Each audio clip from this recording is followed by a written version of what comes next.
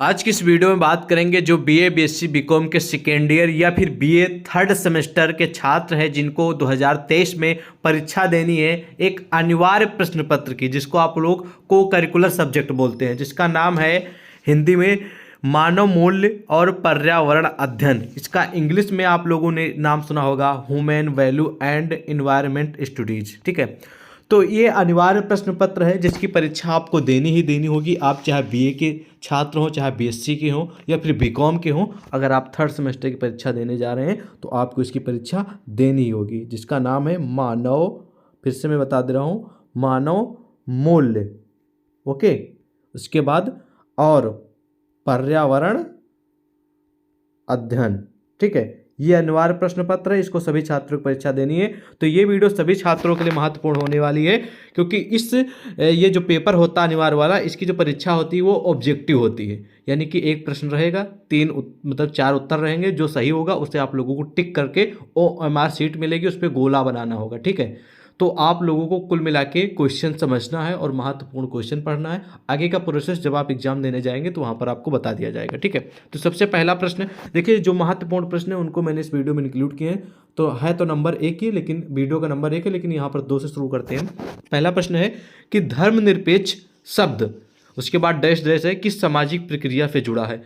तो इसमें से जो आपको 4 ऑप्शन दिए गए हैं, इनमें से इस जो मतलब कि गैप दिया गया है, रिक्त स्थान, इसमें से कौन सा फिल होगा वो आपको बताना है। ठीक है, तो जिन छात्रों को राइट आंसर मालूम रहेगा वो बेशक कमेंट करके बताएंगे। ठीक है, और जिन छात्रों को नहीं मालूम होगा कोई बात नहीं, हम तो बताएंगे आप सभी को। ठीक है, तो चलिए हम आपको बता दे रहे हैं कि इस जो गैप है इसमें जो फिल किया जाएगा वो फिल किया जाएगा धर्म निरपेक्षीकरण। ठीक है, धर्म निरपेक्ष शब्द धर्म निरपेक्षीकरण की सामाजिक प्रक्रिया से जुड़ा है, यानी कि राइट आंसर हो जाएगा। ठीक है, चलिए बढ़ते हैं अगले प्रश्न की ओर। अगला प्रश्न है कि नैतिक मूल्य समुदाय के बीच संबंधों को नियंत्रित करते हैं। कौन नियंत्रित करता है? राजनीति करता है, या फिर लोगों द्वारा किया जाता है, व्यापार द्वारा, फिर बाजार द्वारा। ठीक है, तो नैतिक मूल्य समुदायों, ठीक है, नैतिक मूल्य समुदायों लोगों के बीच संबंधों को नियंत्रित करते हैं। ठीक है, लोगों हो जाएगा, यानी कि यहाँ पर राइट आंसर क्या हो जाएगा? नंबर। ठीक है, लोगों के बीच संबंधों को नियंत्रित करते हैं। अगला प्रश्न है कि सौंदर्य शास्त्र मूल्य अखंड पूर्णता का प्रतिनिधित्व करता है और इसमें शामिल है। कौन शामिल है वो आपको बताना। ऑप्शन दे दिए गए हैं, जिसमें से जो राइट आंसर हो जाएगा वो हो जाएगा उपयुक्त में से सभी, यानी कि हास्य भी इसमें शामिल है, सुंदरता भी शामिल है, उत्कृष्टता भी शामिल है, यानी कि तीनों शामिल है, इसलिए यहाँ पर उपयुक्त में से सभी राइट आंसर हो जाएगा। ठीक है, चलिए नेक्स्ट क्वेश्चन की ओर बढ़ते हैं। नेक्स्ट प्रश्न है कि नैतिक आचरण व्यावसायिक व्यवहार है जो माना जाता है। क्या माना जाता है? सामाजिक माना जाता है, नैतिक माना जाता है, या फिर या बा दोनों माना जाता है, या उपयुक्त में से कोई नहीं है। ठीक है, तो 5 नंबर जो क्वेश्चन इसका राइट आंसर हो जाएगा सामाजिक नैतिक, ये दोनों माना जाता है, इसलिए राइट आंसर यहाँ पर हो जाएगा। याद रखेंगे कौन सा राइट आंसर हो जाएगा? ये महत्वपूर्ण प्रश्न है, इसको ध्यान दीजिएगा, आपकी परीक्षा में आने के चांस है। अगला प्रश्न यहाँ पर है कि कौन कंपनी की गतिविधियों में से एक मौलिक भूमिका निभाता है। तो ऑप्शन दिए गए, पर्यावरण निभाता है, या फिर मजदूर वर्ग निभाता है, या फिर यातायात, या फिर उपयुक्त में से सभी। तो कंपनी की गतिविधियों में एक मौलिक भूमिका जो निभाता है, बहुत ही महत्वपूर्ण प्रश्न है, आपकी परीक्षा में देखने को जरूर मिलेगा। ठीक है, ध्यान रखेंगे 6 नंबर जो प्रश्न है इसका जो राइट आंसर यहाँ पे हो जाएगा पर्यावरण। ठीक है, ठीक है, पर्यावरण कंपनी की गतिविधियों में से एक मौलिक भूमिका निभाता है, इसलिए यहाँ पर राइट आंसर हम सिलेक्ट करेंगे पर्यावरण। ठीक है, अगला क्वेश्चन है कि गांधी जी की परिकल्पना के अनुसार कौन अपने धन के ट्रस्टी बनकर सामाजिक उत्तरदायित्व के निर्वहन के लिए काम करेंगे। उद्योगपति करेंगे, या फिर धनवान लोग करेंगे, या फिर दोनों लोग करेंगे, उद्योगपति और धनवान दोनों, या फिर उपयुक्त में से कोई भी नहीं करेगा। तो इस प्रश्न का जो राइट आंसर हो जाएगा वो हो जाएगा, यानी कि उद्योगपति भी करेंगे, धनवान लोग भी करेंगे, इसलिए राइट आंसर यहाँ पर हो जाएगा क्या? और बा दोनों करेंगे। ठीक है, इसलिए यहाँ पर राइट आंसर हो जाएगा।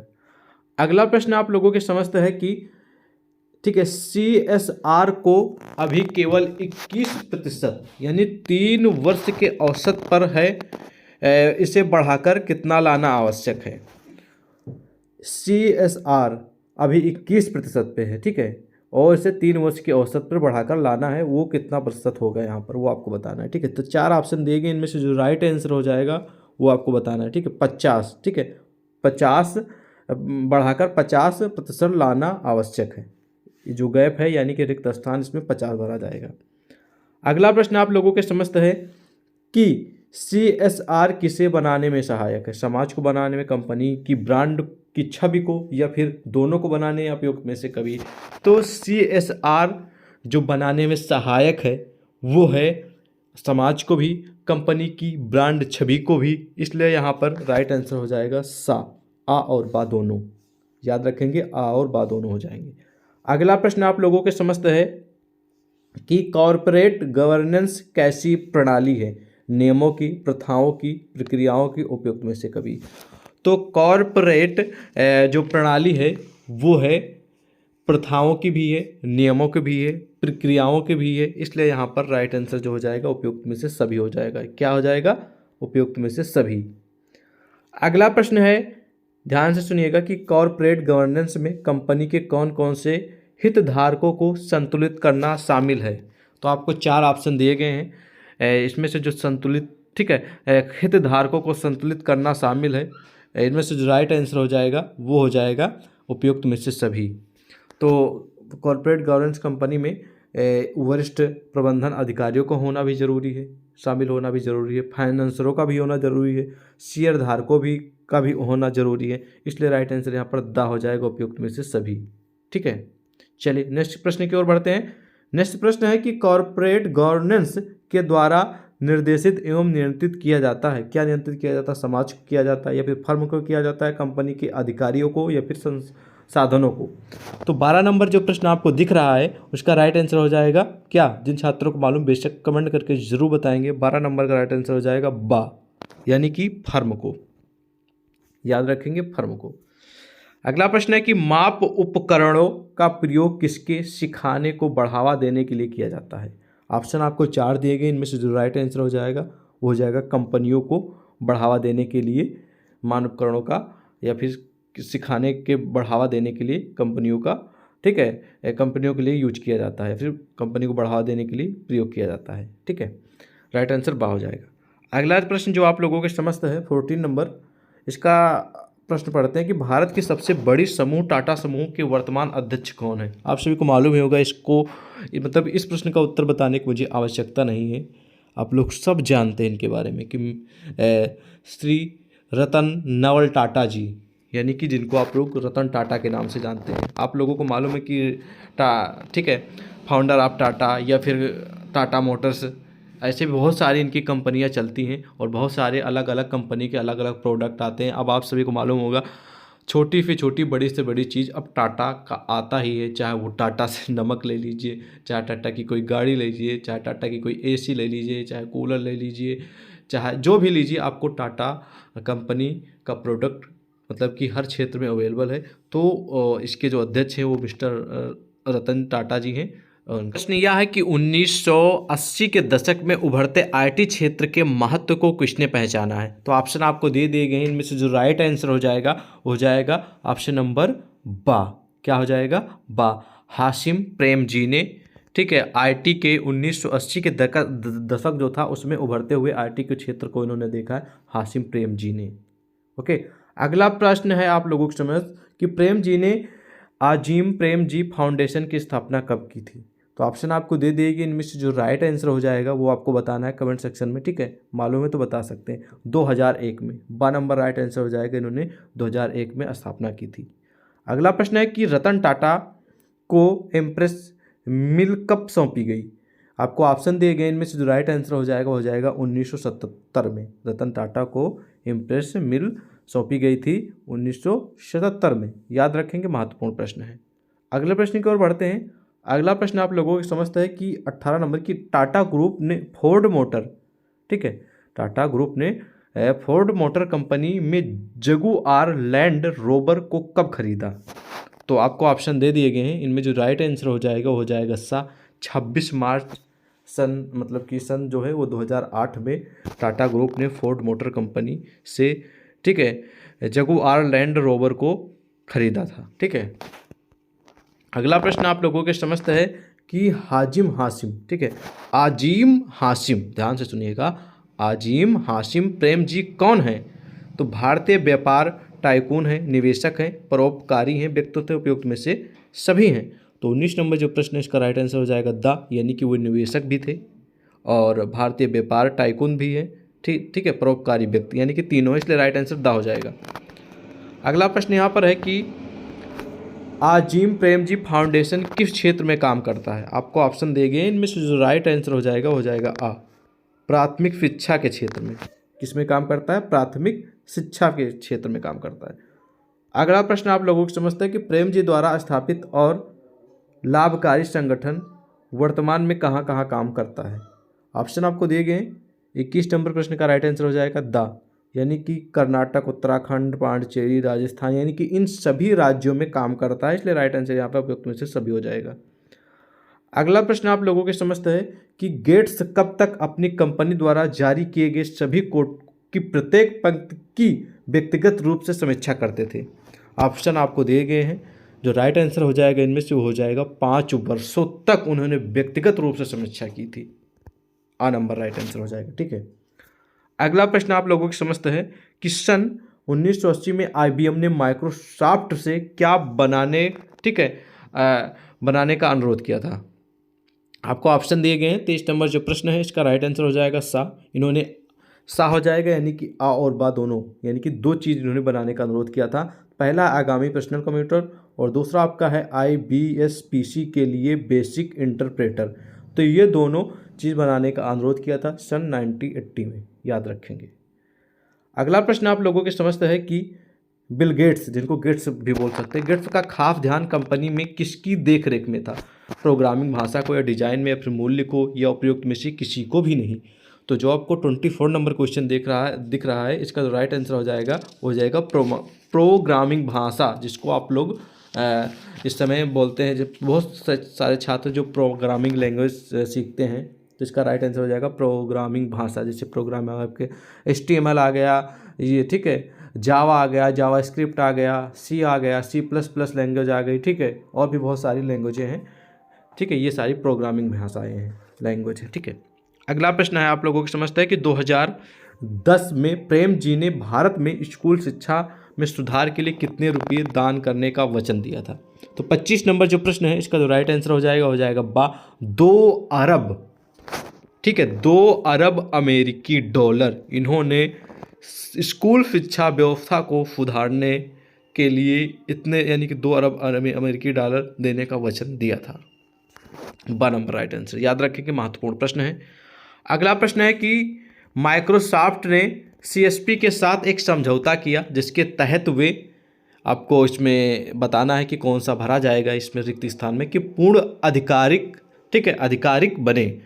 तो इसमें राइट आंसर हो जाएगा 26 का सा नंबर, यानी कि 86-DOS, ठीक है, DOS इन्होंने पूर्ण आधिकारिक बने, ठीक है, 86 DOS। ओके, राइट आंसर सा। अगला प्रश्न आप लोगों को समझ है कि बिल गेट्स, यानी कि गेट्स और मानदीप वर्मा की देखरेख में माइक्रोसॉफ्ट कंपनी का पुनर्गठन कब हुआ था? बहुत ही महत्वपूर्ण प्रश्न है, जनरली है, चांस पूरे हैं परीक्षा में आने के लिए, तो इस प्रश्न का उत्तर जरूर जानिएगा। इसका राइट आंसर हो जाएगा 12 नंबर, यानी कि 25 जून 1981 को पुनर्गठन हुआ था इस कंपनी का, याद रखेंगे 25 जून 1981। अगला प्रश्न है कि माइक्रोसॉफ्ट के चेयरमैन कौन है? बहुत ही महत्वपूर्ण जनरल क्वेश्चन है। जो छात्र कंप्यूटर जो क्षेत्र है उसमें पढ़ाई कर रहे हैं, कंप्यूटर कोचिंग कर रहे हैं, तो उनको जरूर मालूम होगा इसके बारे में। पहला आपको दिया गया ऑप्शन, दूसरा, तीसरा, चौथा जो दिया गया, इस पर जो राइट आंसर हो जाएगा वो हो जाएगा सा, बिल गेट्स। माइक्रोसॉफ्ट के फाउंडर या चेयरमैन जो है वो बिल गेट्स जी हैं, ठीक है, याद रखेंगे। अगला प्रश्न है कि बिल गेट्स ने कब माइक्रोसॉफ्ट के मुख्य कार्यकारी अधिकारी का पद छोड़ दिया? आपको ऑप्शन दिए गए हैं, है। इसमें से जो राइट आंसर हो जाएगा वो हो जाएगा जनवरी 2000। ठीक है, जनवरी 2000 में इन्होंने मुख्य कार्यकारी अधिकारी का पद छोड़ दिया था 2000 में, जनवरी में। ठीक है, अगला प्रश्न है आप लोगों की समझ कि बिल गेट्स ने किसके साथ मिलकर एक कंप्यूटर सॉफ्टवेयर कंपनी का शुभारंभ करने का फैसला लिया था। तो जो बिल गेट्स जी ने कंप्यूटर सॉफ्टवेयर कंपनी का शुभारंभ करने के लिए फैसला लिया था, याद रखेंगे, बहुत ही महत्वपूर्ण प्रश्न है। उस कंपनी का नाम आपको याद रखना है।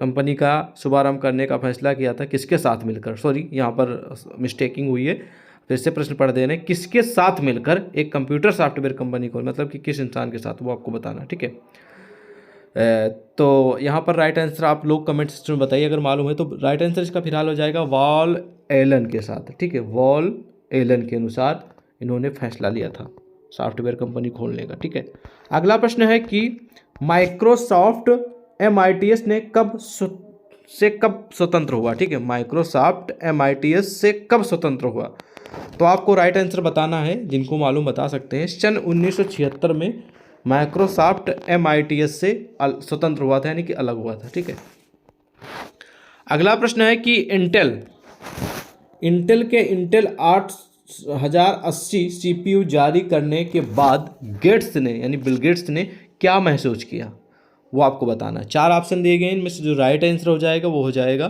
द, उपयुक्त में से सभी, यानी कि इन सभी को उन्होंने महसूस किया था। जैसे कि सही प्रथम कंप्यूटर चिप है जिसका मूल्य डॉलर में 2000, ठीक है, 200 से कम है, यही बेसिक में काम कर सकती है।